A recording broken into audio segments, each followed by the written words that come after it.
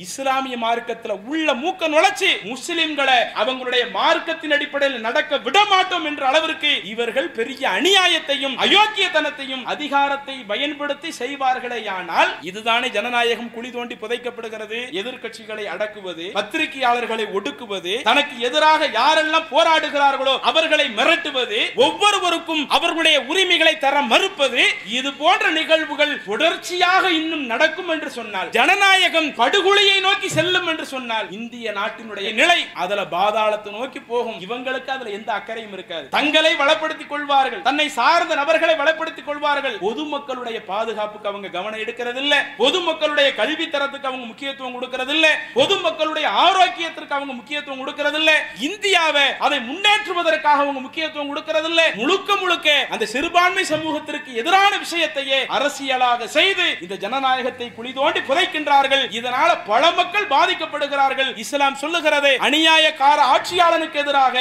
அவன் செய்யக்கூடிய அநியாயத்தை தோலுரிக்கக்கூடியவனாக இருக்க வேண்டும். இவன் தான் சிறந்த முஸ்லிம். அஸ்ஸலாமு அலைக்கும் வரஹ்மத்துல்லாஹி பரகாத்துஹு. புகழ் அனைத்தும் நம்மை படைத்து பரிபாலிக்கிற இறைவனுக்கே உண்டாவதாக. அன்பிற்குரிய ஏக இறைவனின் நல்லடியார்களே, தாய்மார்களே, சகோதர சகோதரிகளே, பிரமத நண்பர்களே, தமிழ்நாடு தௌஹீது ஜமாத் சிவகங்கை மாவட்டம் மானாமதுரை கிளை சார்பாக ஏற்பாடு செய்யப்பட்டிருக்கிற இந்த பொதுக்கூட்டத்திலே ஜனநாயக பாதுகாப்பு மாநாடு ஏன் எதற்கு என்கிற விளக்கத்தை உங்களிடத்தில் எடுத்து சொல்வதற்காக நான் பணிக்கப்பட்டிருக்கிறேன். அன்பிற்குரிய சகோதர சகோதரிகளே, எதிர்வரக்கூடிய ஆகஸ்ட் 3ஆம் தேதி சிவகங்கை மாவட்ட நிர்வாகத்தின் சார்பாக காரைக்குடியில் வைத்து ஜனநாயக பாதுகாப்பு மாநாட்டை தமிழ்நாடு தௌஹீது ஜமாத் அறிவித்திருக்கிறது. பொதுவாக நாடாளுமன்ற தேர்தல் நெருங்குகிறது என்று சொன்னால், சட்டமன்ற தேர்தல் நெருங்குகிறது என்று சொன்னால், இந்தியாவில் இருக்கக்கூடிய அரசியல் கட்சிகள், அமைப்புகள் இது போன்ற மாநாடுகளை அறிவிப்பார்கள், பேரணிகளை அறிவிப்பார்கள். இதுல நாடாளுமன்ற தேர்தலாக இருக்கட்டும், சட்டமன்ற தேர்தலாக இருக்கட்டும், அது நெருங்கக்கூடிய நேரத்தில் பெரும்பாலான அமைப்புகள், இயக்கங்கள், அரசியல் கட்சிகள் மாநாடுகளை நடத்துவதற்கு என்ன காரணம்?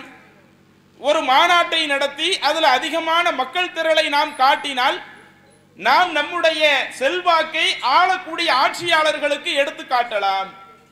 நாம ஒரு கூட்டணி பேச்சுவார்த்தை நடத்த வேண்டும் என்று சொன்னால், எங்களுடைய கட்சியில இத்தனை பேர் இருக்கிறாங்க, தமிழகத்தில் எங்களுக்கு பின்னாடி இவ்வளவு லட்சக்கணக்கான மக்கள் இருக்கிறார்கள் என்று தங்களுடைய இருப்பை காட்டுவதற்காக தேர்தல் நெருங்கக்கூடிய நேரத்தில் பொதுவாக மாநாடுகள் நடத்தப்படுவது வழக்கம். ஏனென்றால் இது போன்ற மாநாடுகளை அந்த சந்தர்ப்பத்தில் நடத்தினால்தான் அவங்க எந்த கட்சியில் சேர நினைக்கின்றார்களோ அந்த கட்சியோடு ஒரு கூட்டணி பேச்சுவார்த்தை நடத்த முடியும். எங்களுக்குன்னு எத்தனை சீட்டு தருவீங்க, சட்டமன்ற தேர்தலில் எங்களுக்குன்னு எத்தனை சீட்டை ஒதுக்குவீங்க, நாடாளுமன்றத்தில் அந்த எம்பி எலெக்ஷன்ல எங்களுக்குன்னு எத்தனை சீட்டை ஒதுக்குவீங்க, எங்களை நீங்கள் இவ்வளவு சீட்டு ஒதுக்குனீங்கன்னா இவ்வளவு கணக்கான மக்கள் உங்களுக்கு ஓட்டு போடுவாங்க, அதன் மூலம் நாம ஆட்சி அமைத்து விடலாம் என்று இது போன்ற அந்த பேரம் நடத்துவதற்காக பரவலாக இது போன்ற மாநாடுகள் நடத்தப்படுவது வழக்கம். ஆனால் தமிழ்நாடு தௌஹீது ஜமாத் சார்பாக, சிவகங்கை மாவட்ட நிர்வாகத்தின் சார்பாக ஜனநாயக பாதுகாப்பு மாநாட்டை நாம் அறிவித்திருக்கின்றோமே, அதற்கு இது போன்ற ஏதாவது காரணம் இருக்குதா? இது எந்த காரணமும் கிடையாது. என எங்களுடைய அமைப்பை பொறுத்தவரையில் எல்லா நபர்களுக்கும் தெரியும், இன்றைக்கு இஸ்லாமிய அமைப்புகள் நிறைய இருப்பாங்க, அதுல அரசியல்ல இறங்கி செயல்படக்கூடிய அமைப்புகள் இருப்பார்கள். ஆனால் தமிழ்நாடு தௌஹீது ஜமாத் என்கிற இந்த அமைப்பை பொறுத்தவரையில் இவங்க சட்டமன்ற தேர்தலிலேயும் நிக்க மாட்டாங்க, நாடாளுமன்ற தேர்தலிலேயும் நிக்க மாட்டாங்க. இன்னும் சொல்ல போனால் உள்ளாட்சி தேர்தலில் கூட ஒரு வார்டு உறுப்பினராக, ஒரு ஊரினுடைய ஒரு சேர்மனாக, அதற்காக நடத்தப்படுகிற உள்ளாட்சி தேர்தலில் கூட தமிழ்நாடு தௌஹீது ஜமாத்தினுடைய உறுப்பினர்கள், தமிழ்நாடு தௌஹீது ஜமாத்தினுடைய நிர்வாகிகள் அரசியல்ல இறங்க மாட்டாங்க. என்பதை அனைத்து மக்களுமே அறிந்து வைத்திருக்கிறார்கள். இஸ்லாமிய சமூகத்தில் உள்ளவர்கள் அறிந்து வைத்திருப்பதை போல அரசியல்ல இருக்கக்கூடிய நபர்களும் பொதுஜன மக்களும் இந்த ஜமாத்தினுடைய தேர்தல் நிலைப்பாட்டை பற்றி தெளிவாக அறிந்து வைத்திருக்கிறார்கள். அப்ப அரசியல் ஆதாயத்திற்காக இந்த மாநாடு நடத்தப்படாவிட்டாலும் இதனுடைய நோக்கம் என்ன என்று நீங்கள் எடுத்து பார்த்தால், அனைவரையும் படைத்த இறைவன் நமக்கு சொல்லக்கூடிய மிக முக்கியமான ஒரு அறிவுரை, பகுத்தறிவுள்ள மனிதர்களாக இருக்கக்கூடிய நாம் நம்முடைய கண்ணுக்கு முன்னால் அடுத்தவர்கள் சிரமப்படுகிறார்கள் என்று சொன்னால், அடுத்தவர்கள் கஷ்டப்படுகிறார்கள் என்று சொன்னால் நாம நிம்மதியா இருப்போம். நாம நிம்மதியாக இருக்கிற பொழுது அடுத்தவங்க கஷ்டப்படுறாங்க, அடுத்தவங்க சிரமப்படுறாங்கன்னு சொன்னா எனக்கு அந்த கஷ்டம் வரலையே, எனக்கு அந்த நெருக்கடி வரலையே, நான் நல்லா தானே இருக்கிறேன், என்னுடைய குடும்பம் நல்லா தானே இருக்குது என்ற ஒரு சுயநலத்தோடு வாழ்வதற்கு இறைவன் நமக்கு அனுமதிக்கவில்லை. பகுத்தறிவுள்ள மனிதர்கள் ஒவ்வொருவருமே எப்படி இருக்க வேண்டும், நமக்கு இந்த உலகத்தில் கஷ்டம் வருகிறதோ இல்லையோ, அடுத்தவர்கள் கஷ்டப்படுகிற பொழுது, அடுத்தவர்கள் சிரமப்படுகிற பொழுது, அடுத்தவர்களுடைய உரிமைகள் பறிக்கப்படுகிற பொழுது அதை பார்த்து கொண்டு வேடிக்கை பார்க்கக்கூடியவர்களாக இந்த பகுத்தறிவுள்ள மனிதர்கள் இருந்து விடக்கூடாது என்பதை இறைவன் நமக்கு அழுத்தம் திருத்தமாக சொல்லுகிறான். எந்த அளவிற்கு என்றால் நீங்கள் குர்ஆனிலே எடுத்து பார்க்கலாம். நாம் எப்படி முஹம்மது நபி ஸல்லல்லாஹு அலைஹி வஸல்லம் அவர்களை இறுதி தூதராக ஏற்றிருக்கிறோமோ, அந்த முஹம்மது என்கிற இறை தூதருக்கு முன்னாடி ஏராளமான நபிமார்கள் வந்ததாக இறைவன் குர்ஆனிலே பேசுகிறான். அதுல ஒரு இறை தூதர் தான் சுலைமான் என்று சொல்லக்கூடிய இறை தூதர். அதை கிறிஸ்தவ மக்கள் சாலமோன் என்று அழைப்பார்கள். அந்த தீர்க்கதரிசி என்று அவர்கள் ஏற்றுக்கொள்வார்கள். இஸ்லாம் அவரை பற்றி அந்த சுலைமான் என்கிற தீர்க்கதரிசியை பற்றி சொல்லுகிறது. அவருக்கு இறைவன் பல்வேறு ஆற்றல்களை வழங்கி இருந்தார். பறவைகள் பேசுவது, கால்நடைகள் பேசுவது, அதையெல்லாம் அறியக்கூடிய பிரத்யோக ஆற்றல் அந்த சுலைமான் என்கிற இறை தூதருக்கு வழங்கப்பட்டதாக இறைவன் சொல்லுகிறான். அதுல ஒரு முறை சுலைமான் நபியும் அவர்களை சார்ந்த அந்த படை வீரர்களும் அவங்க மக்களை வழிநடத்தக்கூடிய ஒரு படை தளபதியாகவும் இருந்தாங்க. சுலைமான் நபியும் அவர்களை சார்ந்த படை வீரர்களும் ஒரு இடத்தை கடந்து செல்லுகிற பொழுது அங்கே ஒரு எறும்பு புற்று இருக்கிறது. அந்த எறும்பு புற்றை கடந்து செல்ல முயற்சிக்கிற பொழுது அங்கு இருக்கக்கூடிய எறும்புகளில் ஒரு எறும்பு சுலைமான் நபியை பார்க்கிறது, அவர்களுடைய படையை பார்க்கிறது. இப்படி பார்த்தவுடனே இதர் அந்த எறும்புகளுக்கு எச்சரிக்கை விடக்கூடிய நிகழ்வை இறைவன் குர்ஆனிலே குறிப்பிடுகிறான். எப்படி குறிப்பிடுகிறான்?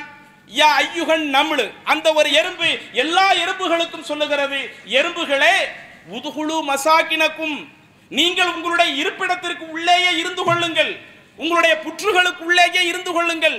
லா யஹ்திமன்னக்கும் சுலைமானு வ ஜுனூதுஹு வலா யஷ்உரூன், சுலைமானும் அவருடைய படை வீரர்களும் இந்த இடத்தை கடந்து செல்லுகிறார்கள், அவர்களையும் அறியாமல் அவர்கள் உங்களை மிதித்து விடுவார்கள். அதனால நீங்க என்ன செய்து விடுங்கள், உங்களுடைய புற்றுகளுக்குள்ளேயே பாதுகாப்பாக இருந்து கொள்ளுங்கள் என்று ஒரு எறும்பு இதர எறும்புகளுக்கு சொன்ன அந்த ஒரு நிகழ்வை இறைவன் குர்ஆனிலே எடுத்து சொல்லுகிறான். இதை கேள்வியுற்ற அந்த சுலைமான் என்கிற அந்த இறை தூதர், ஏன்னா அந்த இறை தூதருக்கு இறைவன் பிரத்யேகமான ஆற்றல் வழங்கியதாகவும் சொல்லுகிறான். ஃபதபஸ்ஸம சுலைமான், சுலைமான் நபி அதை கேட்டு சிரிக்கிறாங்க என்கிற ஒரு தகவல் குர்ஆனிலே சொல்லப்படுகிறது. இதுல நாம தெரிந்து கொள்ள வேண்டிய விஷயம் என்ன? பகுத்தறிவோடு இருக்கக்கூடியவர்கள் மனிதர்கள், ஆனால் எறும்புகளுக்கு என்ன பகுத்தறிவு இருக்குதா? சிந்தித்து பார்க்கக்கூடிய ஆற்றல் இருக்குதா? இறைவன் பகுத்தறிவை எறும்புகளுக்கு வழங்கவில்லை, சிந்தித்து பார்க்கக்கூடிய ஆற்றலை எறும்புகளுக்கு வழங்கவில்லை. அவைகள் சில நேரம் நம்மை விட சிறந்த பல வேலைகளை எல்லாம் செய்யும், அது தனி விஷயம்.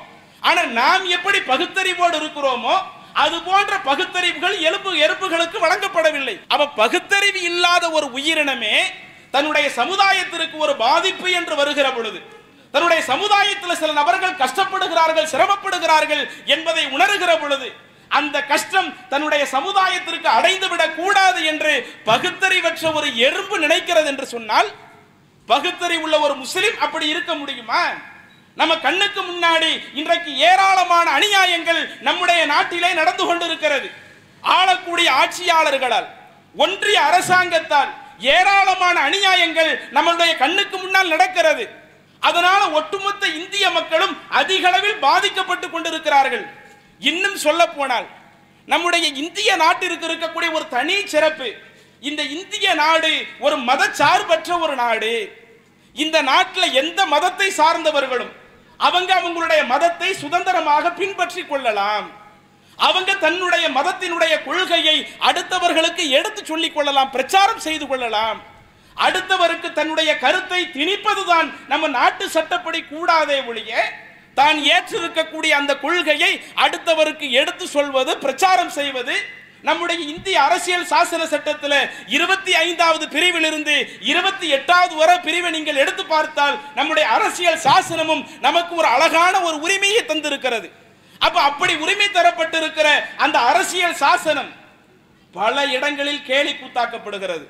அப்போ ஒரு மதச்சார்பற்ற ஒரு நாடாக இருக்கக்கூடிய நம்முடைய நாடு இன்றைக்கு அந்த மதச்சார்பின்மையை சிதைக்கக்கூடிய ஒரு வேலையை ஆளக்கூடிய ஆட்சியாளர்கள் செய்கிறார்களே. இன்னும் இந்தியாவை பற்றி மற்ற உலக நாடுகள் எப்படி சொல்லுவார்கள்?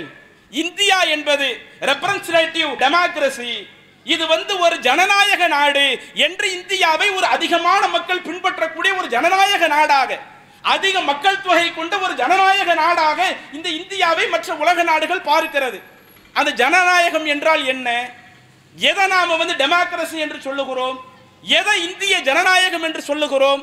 மக்களாக இருக்கக்கூடிய நாம் நம்மை ஆளக்கூடிய ஆட்சியாளர்களை நாமே தேர்ந்தெடுப்பதற்காக ஓட்டு போட்டு யாரு எனக்கு எம்எல்ஏவாக வரணும், யாரு எனக்கு எம்பியாக வரணும், என்னுடைய மாநிலத்தை ஆளக்கூடிய முதல்வராக யார் வர வேண்டும், என்னுடைய இந்திய நாட்டை ஆளக்கூடிய பிரதமராக யார் வர வேண்டும் என்று நம்மை ஆளக்கூடியவர்களை நாமே தேர்ந்தெடுப்பதற்காக ஒரு வாக்குரிமை தரப்பட்டு நாம் இப்படி ஆட்சியாளர்களை தேர்ந்தெடுக்கிறோமே. என உலகத்தில் எத்தனையோ நாடுகள் இருக்கிறது, மன்னராட்சி நாடுகள் இருக்கிறது. அங்க அந்த மன்னர் என்ன சட்டம் சொல்லுகிறாரோ அதைத்தான் அனைத்து நபர்களும் கேட்டாக வேண்டும். அப்படி மன்னர் சொல்லக்கூடிய சட்டம் அது அவருடைய மனம் போன போக்கில் உள்ள சட்டமாகத்தான் இருக்கும். அதில் அந்த நாட்டு மக்களுடைய நிலையை கவனித்து அந்த சட்டங்கள் இருக்காது. ஆனால் ஒரு ஜனநாயக நாடு என்பது என்னை ஆளக்கூடிய ஆட்சியாளரை நான் தேர்ந்தெடுப்பேன். எதற்கு அந்த ஆட்சியாளரை நான் தேர்ந்தெடுக்கிறேன்? எனக்கென்று இந்த உலகத்தில் இந்த இந்திய நாட்டில் இருக்கக்கூடிய உரிமைகளை தர வேண்டும். எனக்கு ஏதேனும் சில உரிமை பறிப்புகள் நடக்கிறது என்று சொன்னால் எனக்கு அந்த உரிமையை தருவதற்காக, இன்னும் நான் சிரமப்படுகிற பொழுது என்னை காப்பதற்காக, இன்னும் இந்த நாட்டை காப்பதற்காக ஒரு அழகான டெமோக்ரசியை, ஒரு ஜனநாயகத்துவத்தை நம்முடைய இந்திய நாடு பெற்றிருக்கிறது. ஆனால் நீங்கள் யோசித்து பார்த்தால் இன்றைக்கு நரேந்திர மோடி தலைமையிலான பாஜக அரசு இந்தியாவை ஆள ஆரம்பிக்கிறதோ அன்றிலிருந்து இன்று வரை இந்தியாவினுடைய ஜனநாயகம் ஒவ்வொரு நாளும் கேலி கூத்தாக்கப்பட்டு கொண்டே இருக்கிறது. இதை கூட நான் சொல்லல, ஸ்வீடன் நாட்டை சார்ந்த வி டீம் என்று சொல்லக்கூடிய ஒரு அமைப்பு, அவங்களுடைய வேலை என்ன? ஒட்டுமொத்த உலகத்தில் நாடுகள் எதுவெல்லாம் ஜனநாயக நாடுகளாக இருக்கிறதோ அந்த ஜனநாயக நாடுகள்ல ஜனநாயகம் எந்த நிலையில் இருக்கிறது, வெறுமன பேருக்காக அந்த டெமோக்ரசியை பயன்படுத்துறாங்களா அல்லது உண்மையிலேயே அந்த நாட்டு மக்களுடைய நலனுக்காக அந்த ஜனநாயகம் பயன்படுத்தப்படுகிறதா என்பதை ஆராயக்கூடிய ஒரு அமைப்பாக ஸ்வீடன் நாட்டை சார்ந்த வி டீம் என்று சொல்லக்கூடிய ஒரு அமைப்பு இருக்கிறது. அந்த அமைப்பில் உள்ளவர்கள் சொல்லுகிறார்கள், அவங்க ஒரு அறிக்கையை தாக்கல் செய்கிறார்கள்.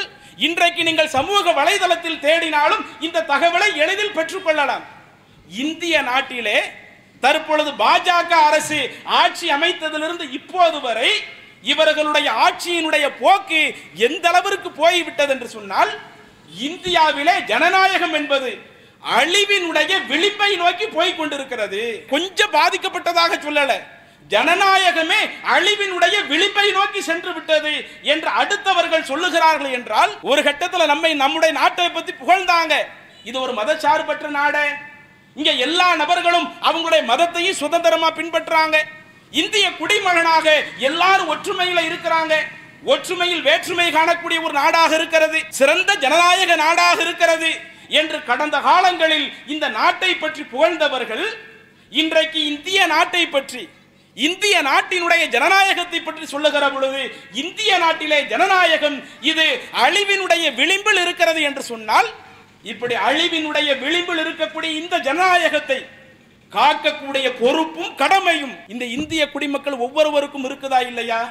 ஏதோ முஸ்லிம்கள் ஒரு மாநாடுகள் நடத்துகிறார்கள் என்று சொன்னால், தௌஹீத் ஜமாத் ஒரு மாநாடு நடத்துகிறது என்று சொன்னால், இது ஏதோ முஸ்லிம்களுக்காக மட்டும் நடத்துகிறார்கள் என்ற பார்வை நீங்கள் பார்க்காதீங்க.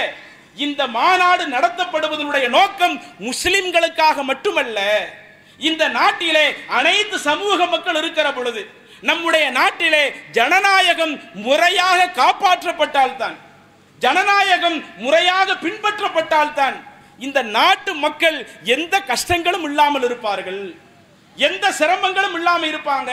என கடந்த காலத்தில் இந்த ஜனநாயகத்தை உருவாக்குவதற்காக நம்முடைய முன்னோர்கள் பட்ட கஷ்டம் இருக்குதே, அந்த கஷ்டம் எல்லாம் எதுக்கு?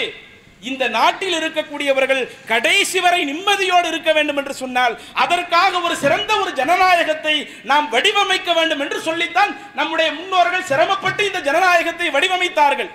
அப்படி வடிவமைக்கப்பட்ட அந்த ஜனநாயகம் இன்றைக்கு படுகொலையை நோக்கி செல்லுகிற பொழுது, அழிவினுடைய விளிம்பை நோக்கி செல்லுகிற பொழுது நாம் அதை காக்காவிட்டால் நம்முடைய நிலை என்னவாகும்? அதற்கு உங்களுக்கு சில புள்ளி விவரத்தை சொன்னால் அது ரொம்ப பொருத்தமாக இருக்கும். எனது அருமை தொப்புள் கொடி உறவுகளே, பிரமத சமூகமே, நீங்கள் இந்துக்களாக இருங்க, கிறிஸ்துவராக இருங்க, எந்த கொள்கையை சார்ந்தவர்களாக இருங்க, இன்றைக்கு நம்முடைய நாடு முறையாக ஜனநாயகத்தை பின்பற்றப்படாததினால் எவ்வளவு விளிம்பு நோக்கி போகுது என்று பார்த்தால் ஒரு குறியீடு, ஒரு புள்ளி விவரத்தை வெளியிடுகிறார்கள். என்ன புள்ளி விவரம்? உலகளாவிய பல பரிமாண வறுமை குறியீடு அப்படின்னு 2024 வறுமைங்கிறது ஒவ்வொரு நாடுகள்ல எப்படி இருக்குது? நம்முடைய உலகத்துல நிறைய நாடுகள் இருக்குது இல்ல? இந்த ஆசியா கான்டினென்ட் எடுத்துக்கிட்டா, ஆசியா கண்டத்தை எடுத்துக்கொண்டாலும் நிறைய நாடுகள் இருக்கிறது. இது அல்லாம இருக்கக்கூடிய 7 கண்டங்களில் எடுத்து பார்த்தாலும் ஏராளமான நாடுகள் இருக்கிறது. ஒவ்வொரு நாடுகளா கணக்கு பண்ணி இதுல வறுமை எந்த அளவிற்கு இருக்கிறது, வறுமை தன்மை எந்த நாட்டில் அதிகமாக இருக்கிறது என்கிற ஒரு புள்ளி விவரத்தை ஐக்கிய நாடுகள் சபையில் இருக்கக்கூடிய அந்த மேம்பாட்டு திட்டம் என்று சொல்லுகிற ஒரு அமைப்பு ஒட்டுமொத்த உலக நாடுகளில் இருக்கக்கூடிய அந்த நாட்டின் வறுமை நிலையை பற்றி ஆய்வு செய்கிறார்கள்.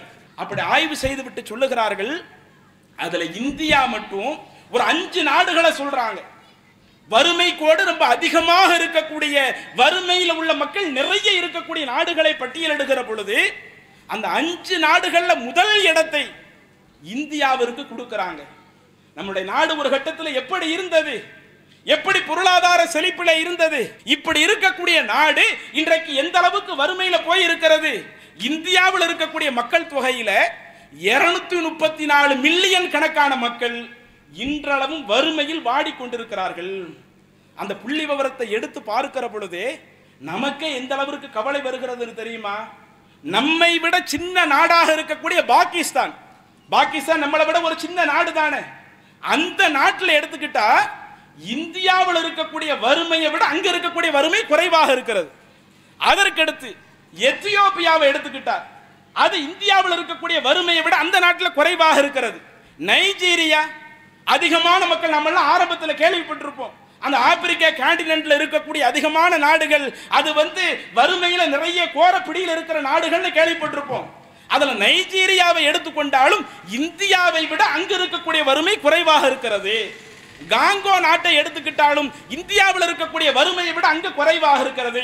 ஆக மொத்தம் அவங்க சொல்ற கணக்கு என்ன? மற்ற உலக நாடுகளை ஒப்பிட்டு பார்க்கிற பொழுது இந்திய நாடு வறுமையினுடைய எண்ணிக்கையில் அதிகமாக போய் கொண்டிருக்கிறது என்கிற ஒரு புள்ளி விவரத்தை கொடுக்கின்றார்கள். இதுக்கு என்ன காரணம்? நம்மளுடைய ஜனநாயகம் முறையாக காக்கப்படுதுன்னு வைங்க, நமக்கு மத்தியில வறுமை இருக்காது. நம்முடைய மக்கள்ல நிறைய பேர் அடுத்தவங்கள்ட்ட கைகட்டி நிற்கிற ஒரு நிலை வராது.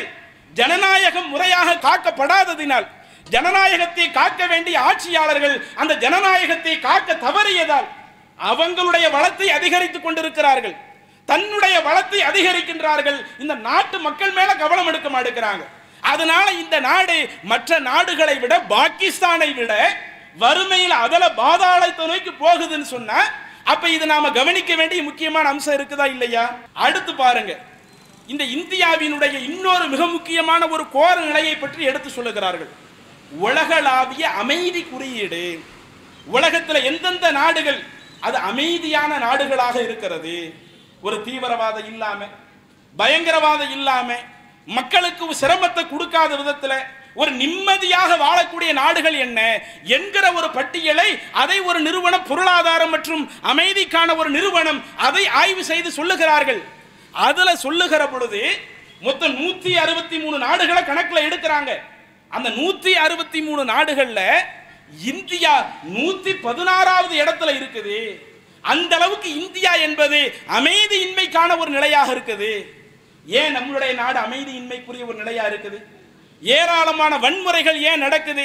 அதை என்னுடைய உரையில் அடுத்த பகுதியில் நேரம் இருந்தால் உங்களிடத்தில் தெரியப்படுத்துறேன். அப்ப அமைதியாக இல்லாத ஒரு நாடாக இந்த இந்தியா போய் கொண்டிருக்கிறது.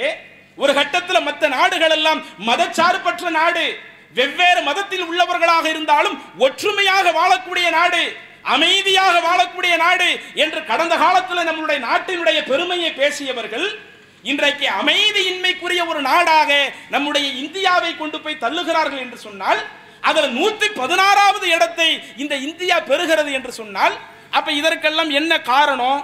அதே மாதிரி பாருங்க, இன்னொரு கணக்கு ஒன்றை எடுக்கிறார்கள். இந்தியாவில் சுகாதாரம் எப்படி இருக்கிறது, அறிவு, மக்களுடைய அந்த கல்வி தரம் எப்படி இருக்கிறது, மக்களுடைய வாழ்க்கை தரம் எப்படி இருக்கிறது, இது ஒட்டுமொத்த உலக நாடுகள் மற்ற நாடுகளையும் எடுத்து பார்க்கிறாங்க, இந்தியாவையும் எடுத்து பார்க்கிறாங்க. அதுல நீங்க எடுத்து பார்த்தாலும் இந்தியா என்பது 134வது இடத்துல இருக்குது. இன்னும் விவரிக்க வேண்டிய விஷயங்கள் நிறைய அதுல உள்ள இருக்குங்க. பல விஷயங்கள்ல நம்மை விட மக்கள் தொகையில் குறைந்த எண்ணிக்கையில் உள்ள நாடுகளை விட இந்தியா அதுல பாதாளத்தை நோக்கி போய் கொண்டிருக்கிறது.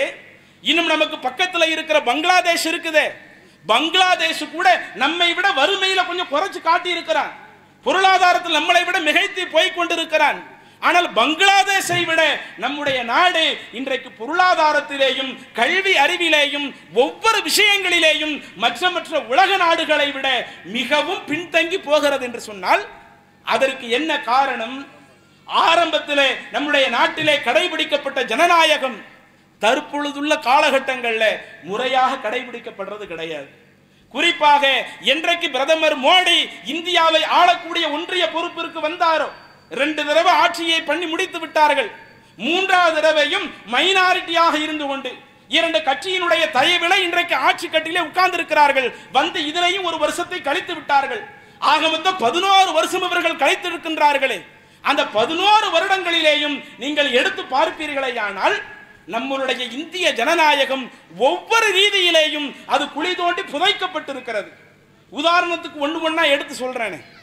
இவங்களுடைய நிலை எப்படி இருக்குதுன்னா, இவங்க எந்த அளவிற்கு ஜனநாயகத்தை காக்குகிறார்கள் என்று சொன்னால், யாரெல்லாம் இவர்களை எதிர்க்கின்றார்களோ, பாஜகவையும் பாஜக கூட்டணி கட்சிகளையும் யாரெல்லாம் எதிர்க்கிறார்களோ அவ்வளவு பேரும் ஊழல் பேர்வழிகள், மக்களுடைய பொருளாதாரத்தை சுரண்டக்கூடியவர்கள் என்று இப்படி விமர்சனம் பண்ணுவாங்க.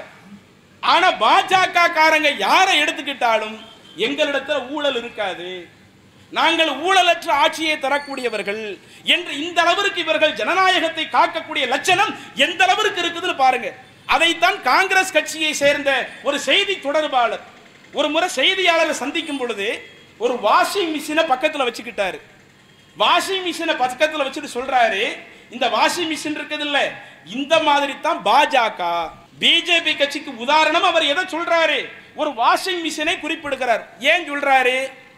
இவங்களே ஒரு ஆள் என்ன செய்வாங்க, ஊழல் பெருச்சாளிகள்னு சொல்லுவாங்க, நிறைய ஊழல் பண்ணிட்டாங்கன்னு சொல்லுவாங்க. அவங்க வேற கட்சியை சார்ந்தவர்களாக இருந்தால், பாஜகவை ஆதரிக்காதவங்களா இருந்தா பெரிய அளவுல ஊழல் பண்ணிட்டான், மக்களுடைய பொருளாதாரத்தை திருடிட்டான், இவன் பண்ணக்கூடிய அந்த ஊழல் தான் இன்றைக்கு நிறைய பேர் காசை இழந்ததற்கு காரணமா இருக்குது, நிறைய பேர் வறுமை கோட்டுக்கு கீழே போறதுக்கு அதைத்தான் காரணமா இருக்குது பேசுவார்கள். ஆனா அதே நபர் அவர் கட்சியை மாத்தி பாஜகவில் சேர்ந்துட்டாருன்னு வைங்க, அதுக்கு முன்னாடி என்ன ஊழல் குற்றச்சாட்டை சொன்னாங்களோ ஒரு குற்றச்சாட்டை அடுத்து பேச மாட்டாங்க. உதாரணத்திற்கு நீங்கள் எடுத்து பார்த்தால் பிரபுல் பட்டேல் என்று சொல்லக்கூடிய ஒருவர், இவர் ஆரம்பத்தில் தேசிய காங்கிரஸ்ல இருந்தவர். காங்கிரசுடைய கூட்டணி கட்சியில 2006 பொழுது விமானத்தினுடைய அந்த விமானத்துறை அமைச்சராக இருந்தவர். இப்ப இருக்கிற பாஜக காரங்க அப்ப சொன்னாங்க, இந்த பிரபுல் பட்டேல் என்று சொல்லக்கூடியவர் விமானத்துறை அமைச்சராக இருக்கிற பொழுது ஏர் இந்தியாவில் ஊழல் நடந்தது, கொஞ்ச நஞ்ச தொகை இல்ல 30,000 கோடி ஊழல் நடந்திருக்கிறது. அந்த 30,000 கோடி ஊழலுக்கு அந்த விமானத்துறையினுடைய அமைச்சராக இருக்கக்கூடிய இந்த பிரபுல் பட்டேல் தான் காரணம் என்று என்ன செஞ்சாங்க, அந்த அளவுக்கு ஊழல் செஞ்சுட்டாங்க. காங்கிரசுடைய அமைச்சர்கள் இந்த அளவுக்கு ஊழல் பேர் வழியாக இருக்கிறாங்க என்று கடுமையாக விமர்சித்து பிரச்சாரம் பண்ணாங்க தேர்தலின் பொழுது. ஆனா அவர் என்ன பண்ணிட்டாரு, இவங்க தான் ஒவ்வொரு கட்சியில உள்ள புகுந்து அந்த கட்சியவே ரெண்டாக்கக்கூடிய ஆட்கள் தானே. இவங்க இன்றைக்கு உங்களுடைய அரசியல் எல்லாம் நீங்க எடுத்து பார்த்தீங்கன்னா எந்த அளவிற்கு ஜனநாயகத்தை இல்லாமல் ஆக்குகிறார்கள் என்று சொன்னால், எதிர்கட்சின்னு ஒன்னே வந்துடக்கூடாது, நம்மளை எதிர்க்கிறதுக்குன்னு எந்த கட்சி இருந்துடக்கூடாது, அதையும் மீறி நம்மளை யாரும் எதிர்த்து பேசுறாங்களா அந்த கட்சிக்குள்ள நம்ம பிளவை ஏற்படுத்திடுவோம், அந்த கட்சிக்குள்ள சண்டையை மூட்டி அதையே ரெண்டு பிரிவா பிரிச்சிருவோம், ஒரு ஆளை நமக்கு சப்போர்ட் ஆக்கிடுவோம், இன்னொரு ஆளை நமக்கு எகெயின்ஸ்ட் ஆக்கிடுவோம் என்று இந்த வேலையை தான் தொடர்ச்சியாக அவங்க பண்ணிக்கிட்டு இருக்கிறாங்க. தேசியவாத காங்கிரஸ்குள்ளேயும் பிரிவினை ஏற்படுத்தினார்கள். அப்படி பிரிவினையை ஏற்படுத்தி பிரபுல் பட்டேல் என்று சொல்லக்கூடியவரை தன்னுடைய கட்சிக்கு அவர்கள் கொண்டு வந்து விட்டார்கள்.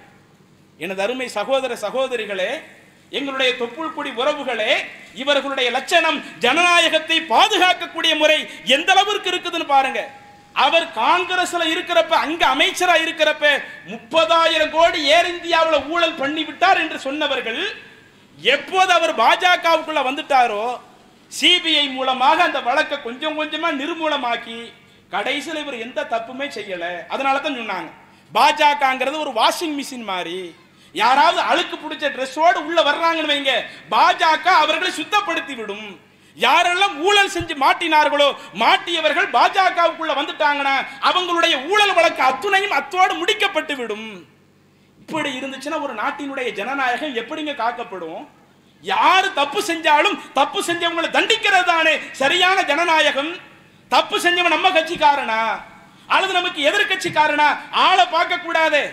அல்லாஹ்வின் தூதர் நபிகள் நாயகம் ஸல்லல்லாஹு அலைஹி வஸல்லம் அவர்கள் இருந்தார்களே, ஆரம்பத்தில் பேசிய சகோதரர் தாக அவர்கள் கூட அந்த செய்தியை குறிப்பிட்டார்களே, அல்லாஹ்வின் தூதரிடத்தில் அன்றைய காலத்தில் உயர்ந்த குலத்தை சேர்ந்த ஒரு பெண் திருடி விட்டு வந்து நின்ற பொழுது அந்த குலத்தில் உள்ள நபர்கள் இறை தூதர்கிட்ட ஒரு பேச்சுவார்த்தையில் ஈடுபடுறாங்க. நீங்க இந்த பெண்ணை கொஞ்சம் மன்னிச்சு விட்டுருங்க, அவங்களுக்கு அடுத்தவங்களுக்கு கொடுக்கிற மாதிரியான சட்டத்தை தண்டனையை கொடுக்காதீங்கன்னு சொல்லுகிற பொழுது அப்போது அல்லாஹ்வுடைய தூதர் சொன்னார்களே, என்னுடைய மகளார் ஃபாத்திமா ரலியல்லாஹு அன்ஹா அவர்களே திருடினாலும் அந்த சட்டத்தில் நான் ஒருபோதும் காம்ப்ரமைஸ் ஆக மாட்டேன்.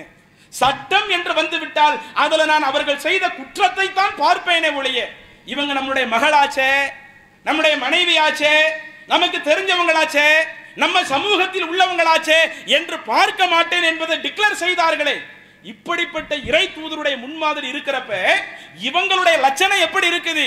ஆரம்பத்தில் ஒரு ஆளை ஊழல் பேர்வழி என்று சொல்லுவார்கள், கடைசியில் அவங்களையே இவங்க எந்த ஊழலும் இல்லாதவர்கள் என்று சொல்லுவார்கள். இவங்க பாஜகக்குள்ள வந்துட்டார்.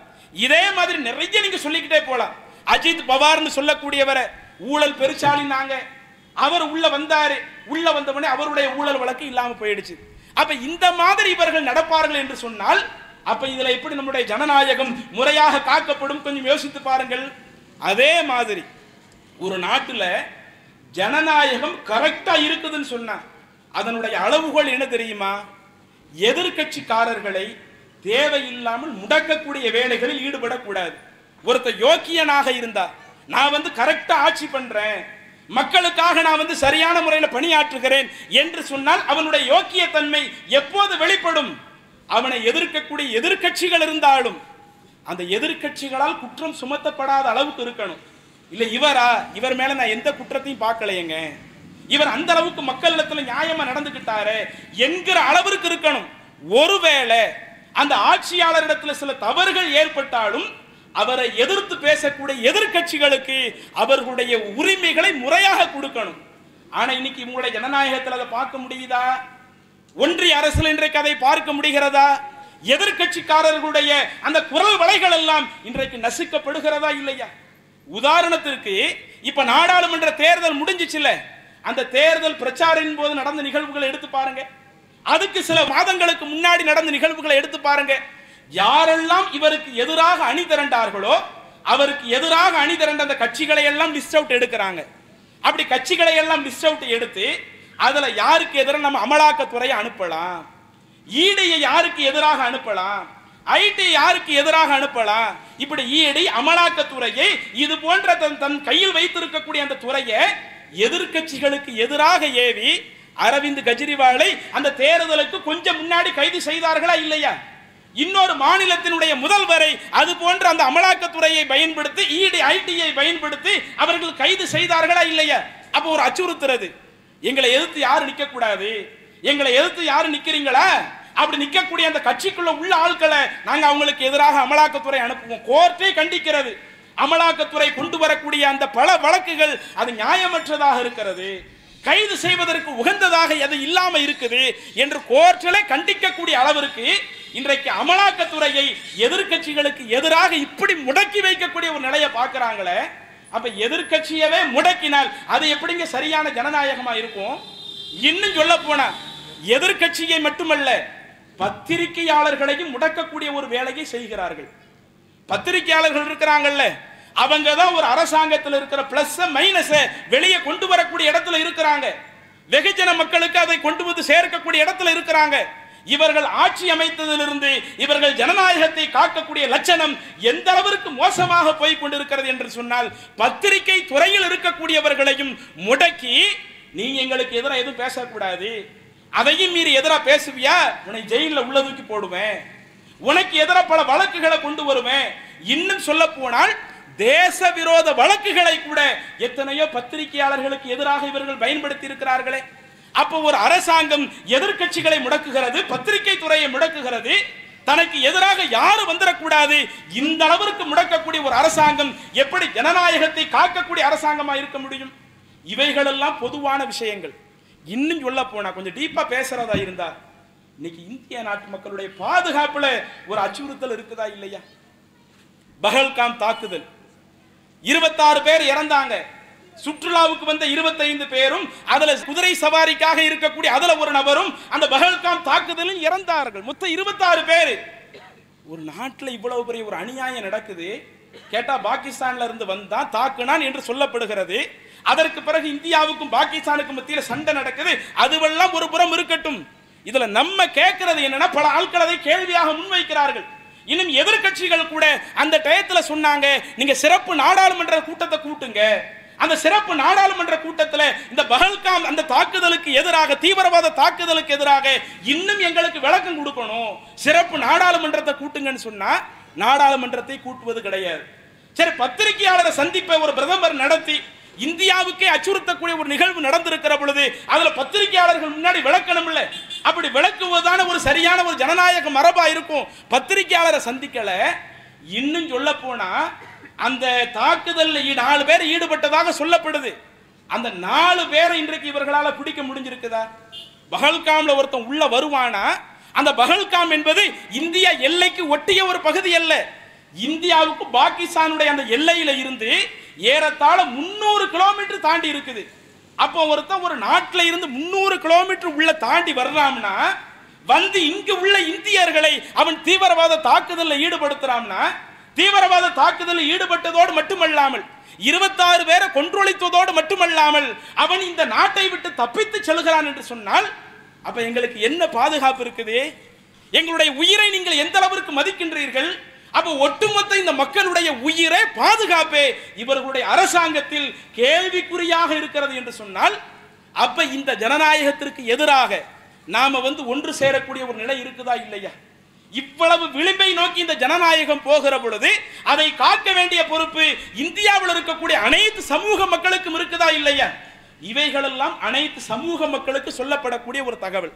இவங்க ஆட்சி வந்ததிலிருந்து விலைவாசி உயர்வை எடுத்துக்கிடுங்க, நிறைய பேர் பொருளாதாரத்தை இழந்ததை எடுத்துக்கிடுங்க, பண மதிப்பு இழப்புன்னு ஒரு நடவடிக்கை 500 1000 செல்லாதுன்னு அறிவிச்சாங்க, அதுக்கு பிறகு மக்கள் பட்ட கஷ்டத்தை எடுத்துக்கிடுங்க. ஜிஎஸ்டின்னு ஒன்று கொண்டு வந்த பிறகு அடுத்து இன்றைக்கு மக்கள் சந்திக்கக்கூடிய கஷ்டத்தை எடுத்துக்கிடுங்க. இவைகளெல்லாம் நிறைய இருந்து கொண்டிருக்கிறது. அப்ப இவ்வளவு பாதிப்புகள் நடப்பதற்கு என்ன காரணம்?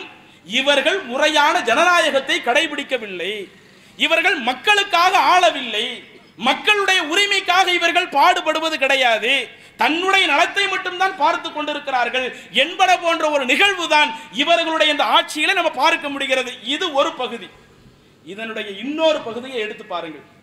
ஒரு நாடு இது ஜனநாயக நாடு என்று சொல்வதாக இருந்தால் அந்த நாட்டில் உள்ள அனைத்து மக்களுக்கும் அவர்களுக்குள்ள உரிமைகள் முறையாக தரப்படணும். நம்முடைய இந்தியன் கான்ஸ்டிடியூஷன் அரசியல் சாசன சட்டத்தில் என்ன சொல்லப்பட்டிருக்குது? 25, 26, 27, 28 எடுத்து பாருங்க. ஒருவன் எந்த மதத்தையும் அவன் சுதந்திரமாக பின்பற்றலாம், அந்த மதத்தில் சொல்லப்பட்டிருக்கிற சட்டத்தை அவன் தன்னுடைய வாழ்க்கையில் கடைபிடிக்கலாம்.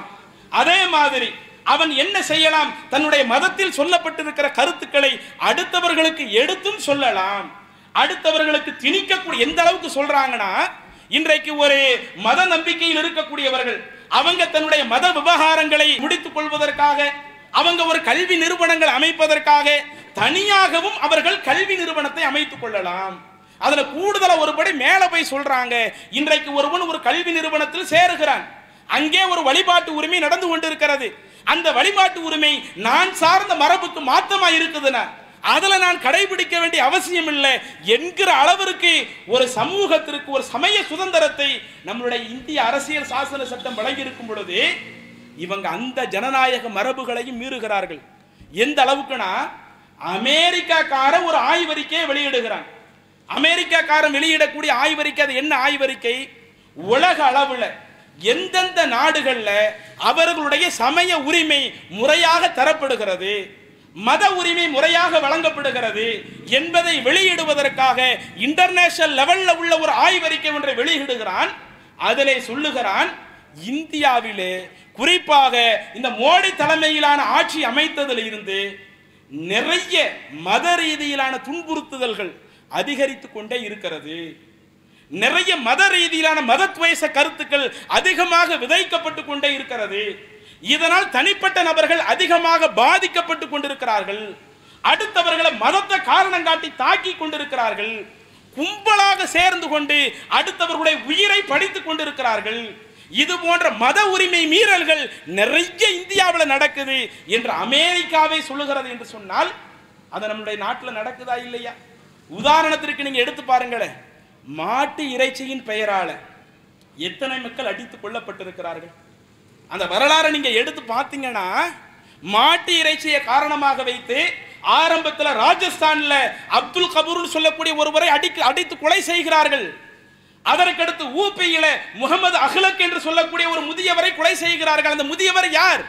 வீட்டில் ஃப்ரிட்ஜுக்குள்ள மாட்டு இறைச்சி வச்சிருக்கிறான், மாட்டு இறைச்சி வச்சு சாப்பிடுறான் என்ற ஒரு வதந்தியை கிளப்பி ஒரு வன்முறை கும்பல் அந்த முதியவரை வீட்டுக்குள்ள இருந்தவர் வெளியே இழுத்துட்டு வந்து கடுமையாக தாக்கி அடித்துக் கொள்ளுகிறார்களே.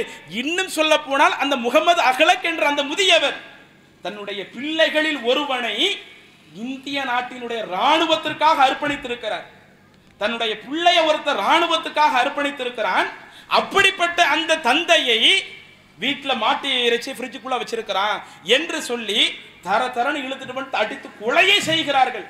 அதுக்கடுத்தது ஆய்வு செஞ்சுட்டு வந்து சொல்றாங்க, வீட்டில் இருந்தது மாட்டு இறைச்சி இல்லை, ஆட்டுக்கறியை தான் வச்சிருந்தாங்க.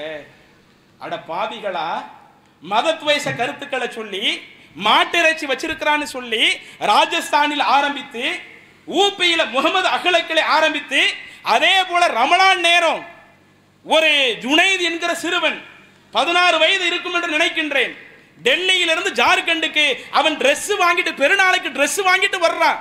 அப்படி Dress வாங்கிட்டு வரக்கூடிய அந்த சிறுவனை ரயில்லையே உள்ள வச்சு அடிச்சு தாக்கி கொலை செய்கிறார்களே. கேட்டா அவன் மாட்டுக்கறி வச்சிருக்கிறான்.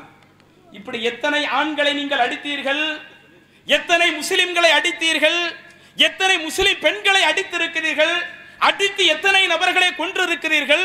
இன்னும் புள்ளி விவரத்தை எடுத்து பார்த்தால் மாட்டிறைச்சி வச்சிருக்கிறான்னு சொல்லி அடிச்சு தாக்கி அவனை வந்து தூக்கு தண்டனை கொடுத்திருக்கிறீங்களே, தூக்கில ஏத்திருக்கிறீங்களே. இப்படி தூக்கு தண்டனை கொடுக்கிற அதிகாரம் நம்மளுடைய இந்திய அரசியல் சாசனம் ஒரு ஆளுக்கு வழங்குதா? கோர்ட்டு தான் ஒரு ஆளுக்கு சொல்லும். ஒரு ஆளுக்கு மரண தண்டனை கொடுக்கிறதா இருந்தா அந்த மரண தண்டனை கொடுக்கக்கூடிய இடத்துல நீதிமன்றம் இருக்கும் பொழுது இன்றைக்கு அந்த நீதிமன்றத்தினுடைய அதிகாரத்தை பயன்படுத்தி மாட்டுக்கறி வச்சிருக்கிறான்னு சொல்லி அடிச்சு கடுமையாக தாக்கி அவனை தூக்கில் ஏற்றுகிறார்கள் என்றால் இது எவ்வளவு பெரிய ஒரு அநியாயம். இது அந்த மத உணர்வுகளை வெளிப்படுத்தி மதத்வேஷ கருத்துக்களை பரப்பி இந்த சிறுபான்மை சமூகத்தை எவ்வளவு நசுக்க பார்க்கிறார்கள். இன்னும் சில விவரங்களை எடுத்து பார்க்கிற பொழுது பெட்ரோல் குண்டு வீசி 2 பேரை சாகடித்திருக்கிறார்கள். குண்டு வீசுறது நம்ம நாட்டில் அனுமதி இருக்குதா? அது தடுக்கப்பட்ட ஒன்று தானே. அப்ப இந்த சிறுபான்மை சமூகத்திற்கு எதிராக பெட்ரோல் குண்டு வீசப்படுகிறது. மாட்டுக்கறியை காரணம் காட்டி 2 நபர்கள் கொல்லப்பட்டிருக்கிறார்கள். அங்கே என்ஐஏ போகல, சிறப்பு புலனாய்வு அமைப்பு போகல. அது எப்படிப்பா பெட்ரோல் குண்டு வீசின, குண்டு வீசக்கூடிய காரணம் எப்படிப்பா வந்துச்சு, அங்கு எந்த என்ஐஏ அதிகாரிகள் போகல. அப்ப ஒரு சிறுபான்மை சமூகத்திற்கு அவன் இன்னும் எங்களுடைய மார்க்கத்தில் அது தடுக்கப்பட்டிருக்குதா? அல்லது இந்திய அரசியல் சாசனமே எங்களுக்கு என்ன சொல்லுது? ஒருவன் ஒரு மதத்தை பின்பற்றுகிறான் என்று சொன்னால் அந்த மதத்தில் உள்ள சொல்லப்பட்ட காரியத்தை அவன் சுதந்திரமாக தன்னுடைய வாழ்க்கையில கடைபிடிக்கலாம். எங்க இஸ்லாத்தில் அப்படி ஏதாவது இருக்குதா? நாங்க வந்து ஆட்டுக்கறி சாப்பிடக்கூடாதுன்னு சொல்லப்பட்டிருக்குதா? நாங்க மாட்டுக்கறி சாப்பிடக்கூடாதுன்னு சொல்லப்பட்டிருக்குதா? எங்களுடைய மார்க்கத்தில் அது சட்டமாக சொல்லப்படலையே. அது சாப்பிடுவதற்கு இறைவன் எங்களுக்கு அனுமதி அளித்திருக்கிறானே.